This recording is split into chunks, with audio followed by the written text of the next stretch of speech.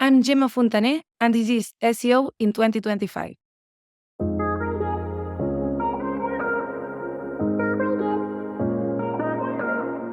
Gemma, what's your number one SEO tip for SEO in 2025?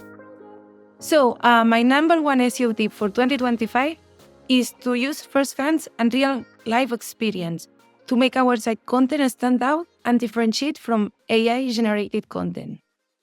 Okay, so experience. So is that the experience part of EEAT that you're talking about there? Yes, exactly. Experience was the latest addition to the EAT family, which stands for experience, expertise, authoritativeness, and trustworthiness. A mix of factors that, as well defines on their well search quality rater guidelines, and a mix of factors that help to decide if a content of a site is relevant for user and helpful enough for them in order to prioritize it in the search results. Brilliant. Okay. So why is experience so important then?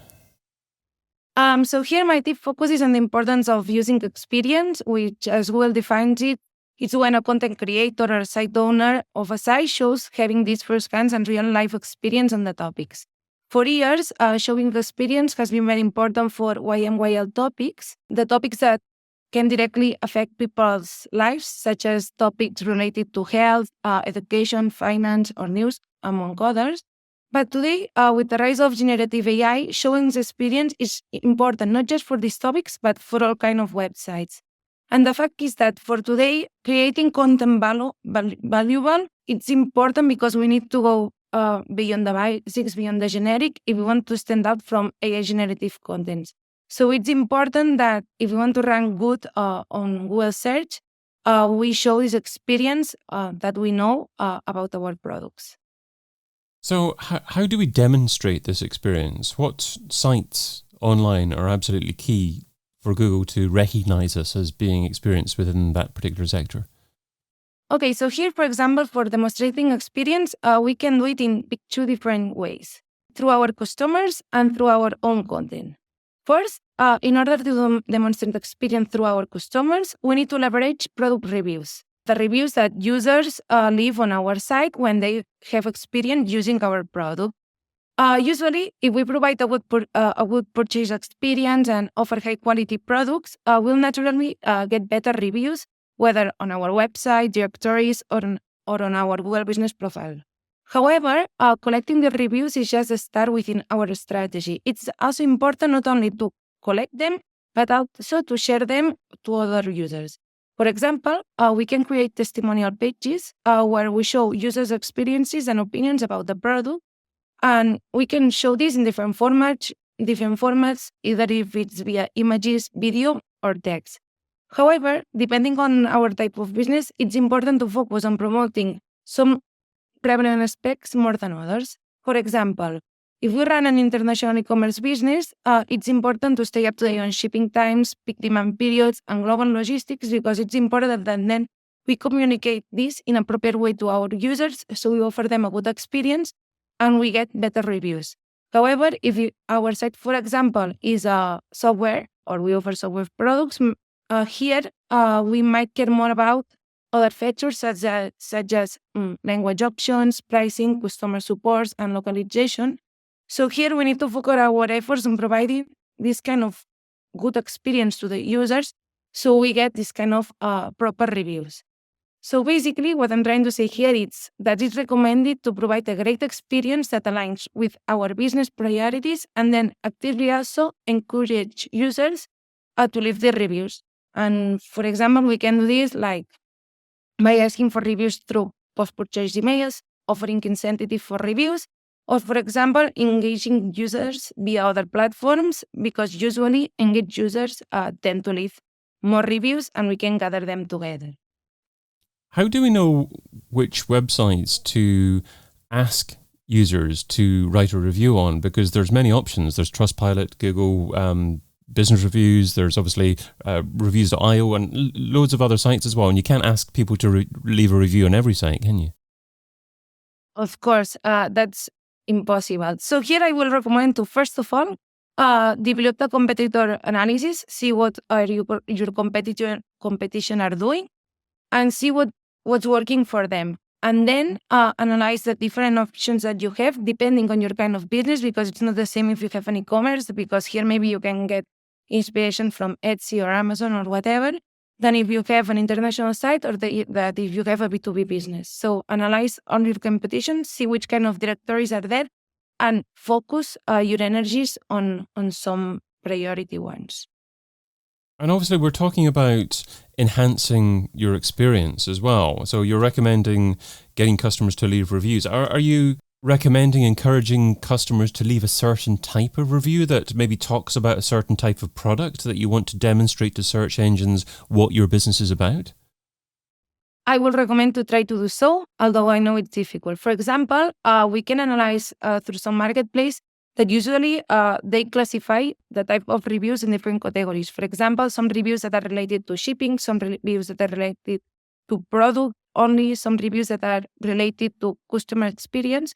So, for example, if we have the option, we need to analyze what's important in our business and then try to facilitate users to leave reviews depending on the categories that are a priority for us. So lovely tip there. So whenever you're actually reaching out to customers, maybe a couple of weeks after they've had the opportunity to use your product, hopefully you aren't asking for a review before you can send out your product, because that's a bit of an annoying thing to do. But that's an aside. But if you send out the request at the right time, then ideally within that request, you're going to ask them to highlight something specific about the experience or the product. Exactly. Or at least not something super specific, but like kind of a category, like shipping, customer service, or product quality, among others. Got you. Okay. So how does Google measure this? I mean, do they actually...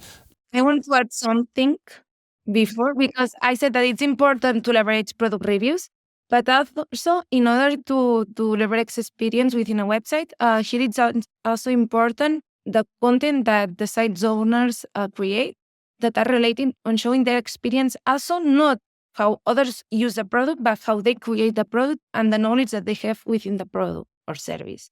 So here, for example, content creators can develop how-to pages. They can use videos, images, guides that teach users how to use the product and also show how they created the product and which is the most proper way to use that. And also not only like the content creators of a site, we can also work with bloggers, influencers, even staff members, and show how they are using this product and include it within this kind of content creation that we develop on our website. Yeah, I love that piece of advice, because it's also part of SEO to understand the whole customer experience. So that's not just about what someone does prior to purchasing, actually after purchasing as well, because then they're more likely to share their positive experience with friends and colleagues. I mean, I call that happy content. When you've just sold something to a customer, what kind of experience do you deliver to them to make them happy with your brand and encourage them to share that? Yeah. Exactly. Okay, good. So do we do anything in terms of embedding reviews on our websites from third-party platforms? Or is it really different content that you're advocating publishing on your website in relation to case studies and reviews and things like that?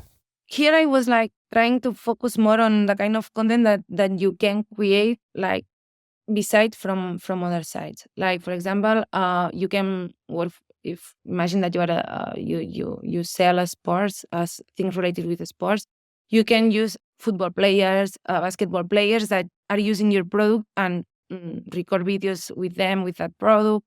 Use images. I'm trying here to explain that this kind of product that you can create, that it depends on the content creator of the site, not from users. This is the reviews. Here it's what content creator can show about their product and that they can control. But essentially what you're saying is Google crawl these third-party sites and they understand that it's your brand and they make sense of what the reviews are saying. They understand the context and what positive things users are sharing about your brand. And this helps them gain more confidence about what your brand is about and what you're good at as a brand. Yeah. Totally. Yeah. Wonderful. Okay.